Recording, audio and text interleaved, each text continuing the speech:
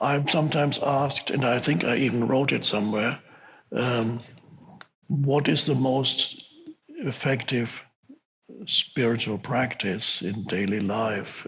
Or if I only had one spiritual practice, what would it be? What would be the most highly recommended spiritual practice? And I would say, observe your breath. That would, if you spend a lot of time that in your spare moments and so on, that would bring about an enormous influx of presence into your life. And so that's quite simple. Another thing that happens as you follow the breath with your attention, your attention moves out of the mind into the body. And as the breath enters the body, you also become aware almost inevitably of the inner energy field of the body. I hope that, well, I don't hope anything, but it would be great if, as I talk about this, you could feel what it is that I'm talking about. So if I'm talking about, verify in this moment what it is that I'm talking about. When I talk about follow your breath, then follow your breath. You can still listen and be aware of your breathing at the same time. It's quite pleasant. And then you can sense as the breath moves in, there's also a sense of aliveness in your body, hard to describe. You feel that the body is alive. It may start with the area here because that's where the breath moves. And if you follow the breath with your attention may move a little deeper than the actual breath. It may move into the abdomen. So you become aware of an energy field down here. And so the abdomen falls and rises. As you breathe in, it rises. And then it shrinks. And you feel, at first, a very subtle feeling of energy that pervades the inner, we call it the inner body awareness. And there's an energy field that then it's not just here, it pervades your arms and legs. It's everywhere. You can feel that the body is actually alive. You feel the life of the body from the inside.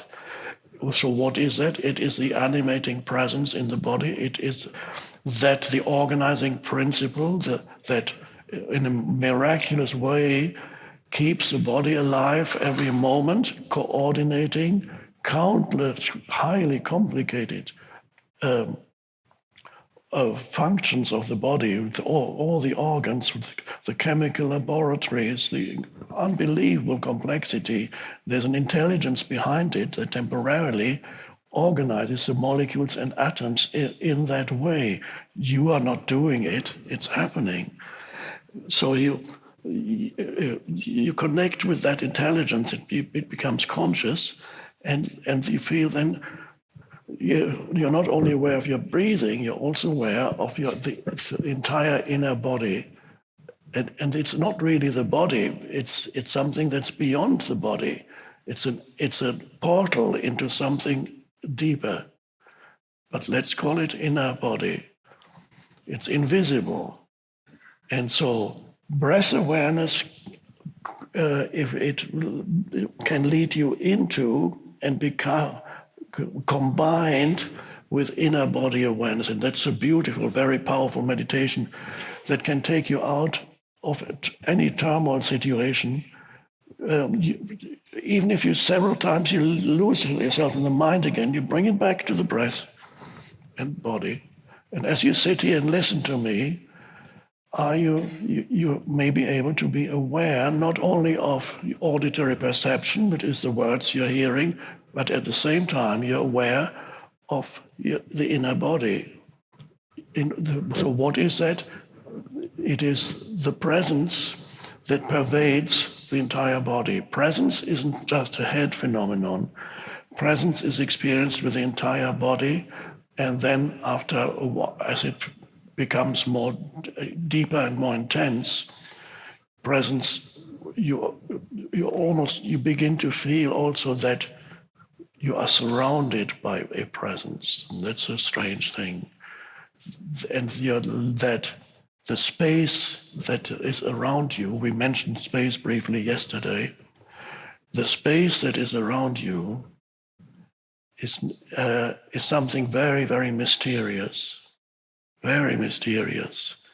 And you can sense that this is a mystical thing I'm saying. No, you don't need to believe it. You can sense that space that's all around you is there. There's something to it that you cannot define. It's not just nothing. Well, it is nothing in the sense that it is no thing. It is not a thing. It is not an object. But it's not just nothing. There is a presence all around you. And so I don't want to talk about it too much. It becomes too mystical for many people. But I'm suggesting this as to experience, first of all, the aliveness of the inner, the presence that pervades the inner body, that is the inner body.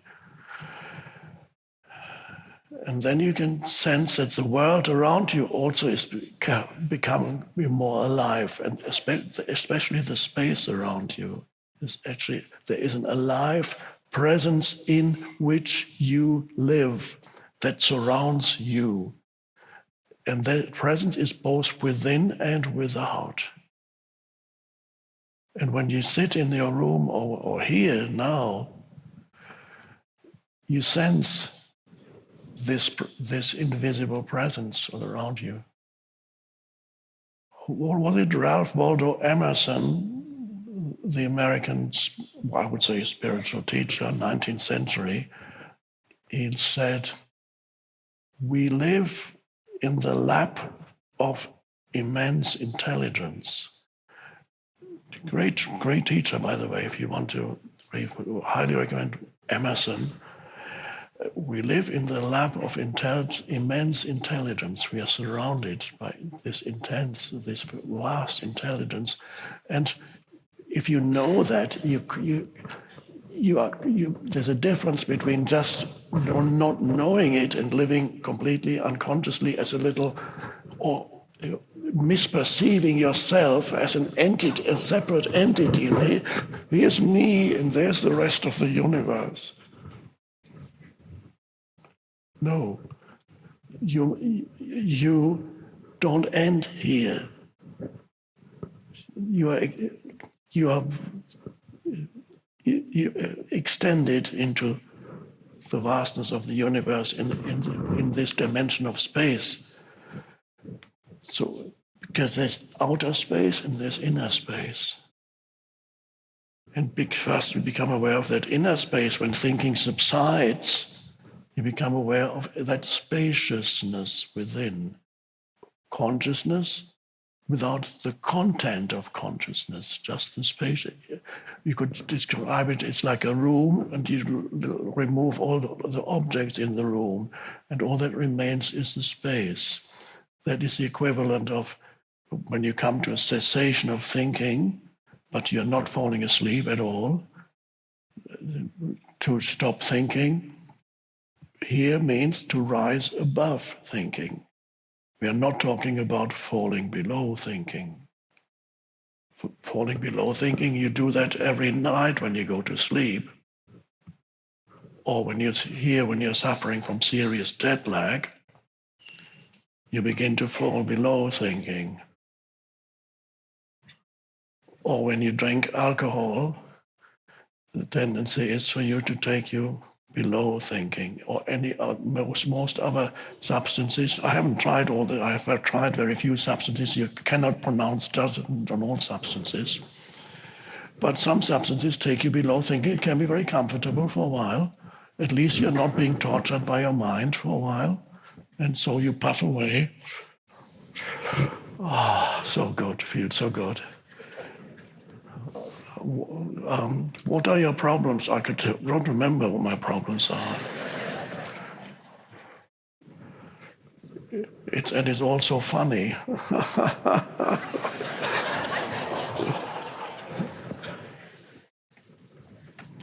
Sometimes falling below could be mistaken for a state of enlightenment.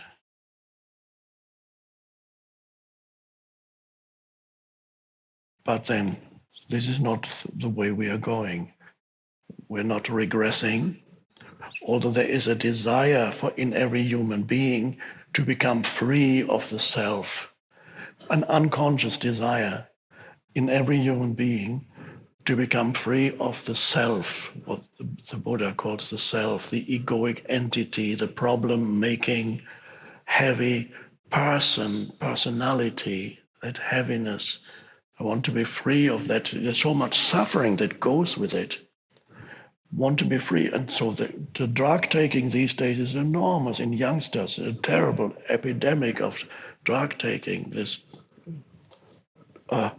And because the truth is not being taught, vital knowledge is, we live in a society, in a civilization, the entire global civilization almost, totally ignorant of what really matters. We have knowledge, a lot of knowledge, but absolutely no knowing, totally ignorant of what matters, and has lost touch with the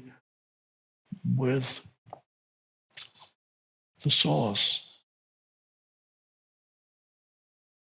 God, if you like. If you don't, as always, people misunderstand what that is. So, presence within and without.